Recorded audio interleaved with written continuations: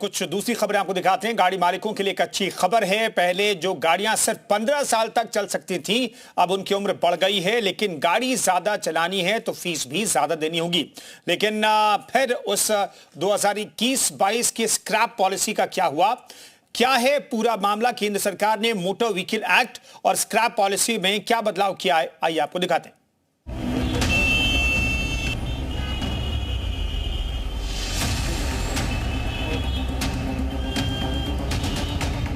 केंद्र सरकार ने 2021-22 के बजट में पुराने वाहनों को सड़कों से हटाने के लिए स्क्रैप पॉलिसी लागू की थी, जिसमें 20 साल पुराने पर्सनल व्हीकल और 15 साल पुराने कमर्शियल गाड़ियों का हर साल फिटनेस टेस्ट करने का प्रावधान था।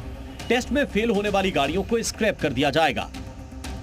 लेकिन अब सरकार ने पॉलिसी बदल दी है, जिसके तहत 20 साल तक पुराने वाहन भी दोबारा रजिस्टर्ड किए जा सकेंगे, लेकिन इसके लिए मालिकों को ज्यादा फीस देनी होगी।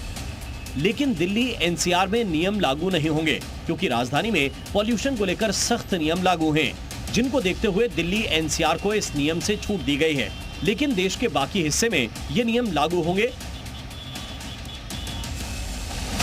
जिसके तहत कोई भी वाहन पहली रजिस्ट्रेशन की तारीख से अधिकतम 20 साल तक रजिस्टर किया जा सकता है।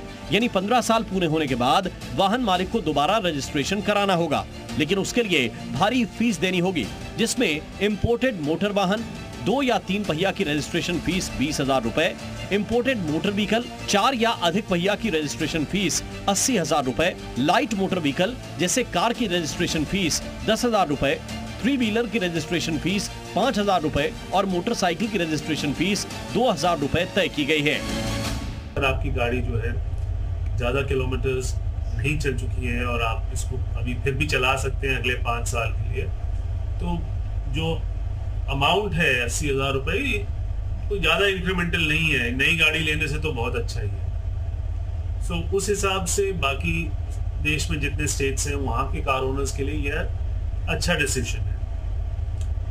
दिल्ली एनसीआर जो है वो तो ऑब्वियसली जैसा था वैसे ही रहे। स्क्रैप पॉलिसी लागू करने के करीब 4 साल बाद अब सरकार ने लोगों को राहत तो दी है, लेकिन उन लोगों का क्या जिनकी गाड़ियां स्क्रैप कर दी गईं? लेकिन अगर ये पॉलिसी पहले आती तो कुछ और लोगों को फायदा हो सकता था।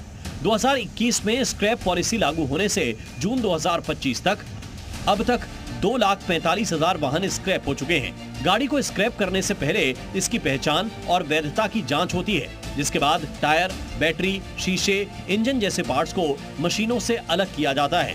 गाड़ी के ढांचे को भारी मशीनों से दबाकर मेटल स्क्रैप में बदला जाता है और वाहन मालिक को सर्टिफिकेट ऑफ डिपॉजिट दिया जाता है, जिससे कई फायदे मिलते हैं। नई गाड़ी पर टैक्स में 15 से 25% छूट मिलती है।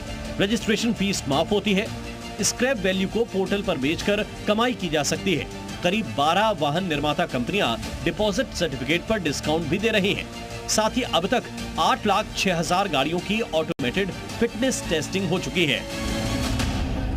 पॉलिसी को लेकर सरकार का कहना है कि रजिस्ट्रेशन फीस बढ़ाकर वाहन मालिक पुराने वाहनों का इस्तेमाल करने से झिझकेंगे, जिससे न सिर्फ पॉल्यूशन कम होगा, बल्कि वाहन मालिकों को अधिक समय तक कानूनी रूप से अपने वाहनों का उपयोग करने की सुविधा भी मिलेगी। साथ ही प्रदूषण फैलाने वाले और पुराने वाहनों को धीरे धीरे सड़कों से हटाया जा सकेगा, जिससे पर्यावरण संरक्षण किया जा सकेगा। ब्यूरो रिपोर्ट, जी मीडिया।